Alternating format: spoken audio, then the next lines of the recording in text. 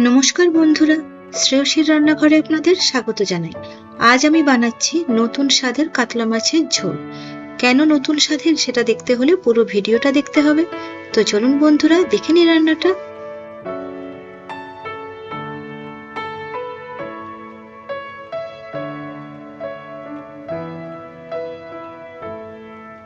এখানে আমি 3টে টমেটো মিডিয়াম সাইজের এবং 3টে কাঁচা লঙ্কা সেদ্ধ করে নেব। আমি এখানে 2 কাপ মতো জল নিয়েছি।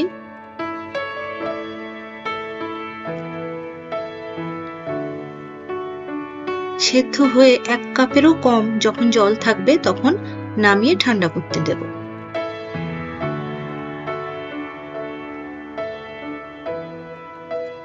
এবারে আমি 4 পিস এখানে কাতলা মাছ নিয়েছি। মাছটা যেন টাটকা থাকে, তাতে নুন আর হলুদ মাখিয়ে নিলাম। এটা আপনারা রুই মাছ বা পাবদা মাছেও বানাতে পারেন।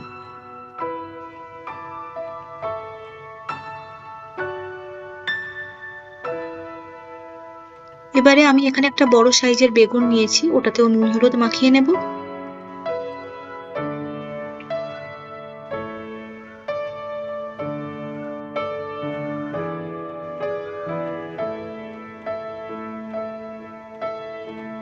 এরপর এখানে আমি 2টো আলু নিয়েছি, যেটা লম্বা লম্বা করে কেটে নিয়েছি এইভাবে। এতেও নুন আর হলুদ মাখিয়ে নেব।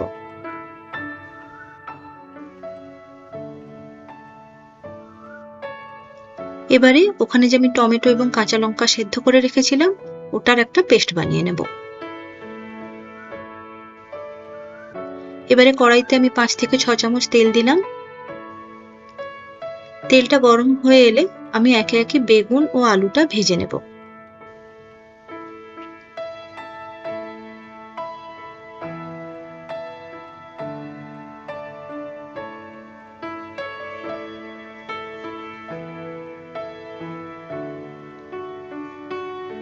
এই গরমকালে খুব মশলাদার রান্নার থেকে এরকম যদি একটা হালকা মশলার রান্না দিয়ে ঝোল করে ভাত খাওয়া যায়, তাতে খুব ভালো লাগে। একবার আপনারা রান্নাটা বানিয়ে দেখবেন, আশা করি আপনাদের ভালো লাগবে এবং মনে হবে আরো একবার বানাই।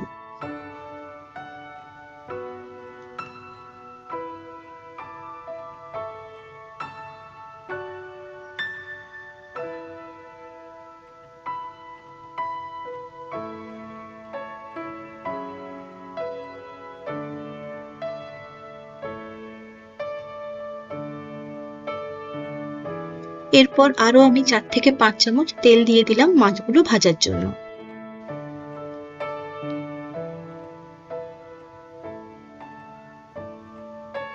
আমার চ্যানেলটা একেবারেই নতুন।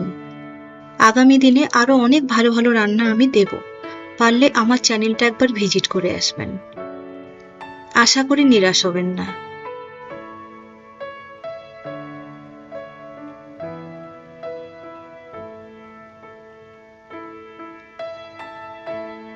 মাছগুলো এইভাবে ভেজে নিলাম। এবারে আমি হাফ চামচ কালো জিরে ফোড়ন দিলাম। চাইলে আপনারা এর সঙ্গে কাঁচা লঙ্কা ফোড়নও দিতে পারেন। এবারে ওই বেটে রাখা মশলাটা দিয়ে দিলাম।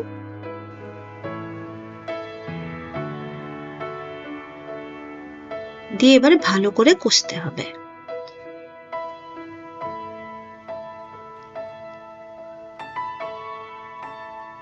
মশলা ধোয়া জলটাও দিয়ে দিলাম। হাফ চামচ হলুদ দিলাম।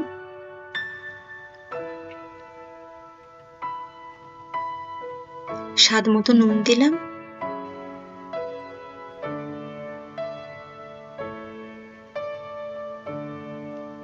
হাফ চামচ জিরে গুঁড়ো দিলাম। দিয়ে ভালো করে কষতে হবে।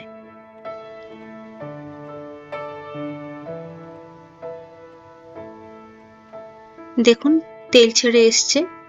এইরকম তেল ছেড়ে এলে এবারে আমরা ওই ভেজে রাখা আলুটা দিয়ে দেব।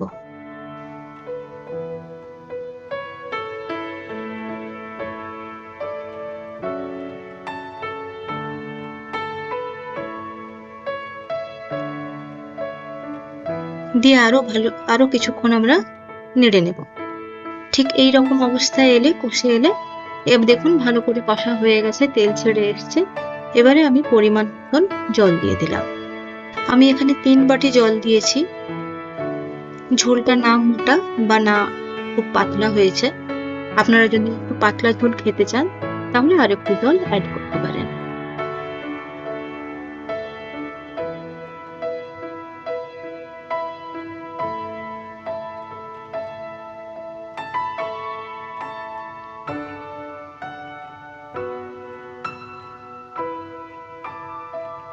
ঝোলটা ফুটে উঠলে এবং আলুগুলো সেদ্ধ হয়ে এলে আমরা মাছগুলো একে একে ছেড়ে দেব। দিয়ে আরো খানিক ফুটতে দিতে হবে, তবে সেটা খুব বেশি সময় নয়। তারপরে আমরা ভেজে রাখা বেগুনগুলো দিয়ে দেব। বেগুনগুলো যেহেতু একেবারে ভাজা আছে, ফলে বেগুনগুলো দিয়েই একটু নেড়েচেড়ে আমি গ্যাসটা অফ করে দেব। ব্যাস তৈরি নতুন স্বাদের কাতলা মাছের ঝোল। একবার অবশ্যই বানিয়ে দেখবেন, ভালো লাগবে। যদি আমার রান্নাটা আপনাদের ভালো লেগে থাকে তাহলে আমার চ্যানেলটা সাবস্ক্রাইব করতে ও ভিডিওটিতে একটি লাইক দিতে ভুলবেন না। ধন্যবাদ।